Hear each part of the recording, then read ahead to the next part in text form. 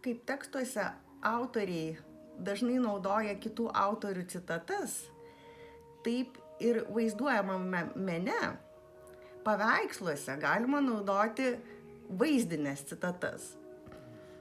Edvardas Munkas garsus norvegų tapytojas. Jo paveikslai pilni paslapties ir nerimo jausmo. Kiekvieną kartą, vartydama knygą su jo tapybos ir grafikos reprodukcijomis, atrandu kažką iki tol neatrastą ir paslėptą.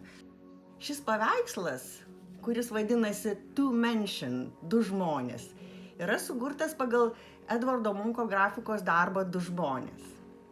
Jame viskas sukasi apie sidabrinį orą. Vyro figūra, dangaus kūnas, moteris, tarsi išnyranti iš vandens.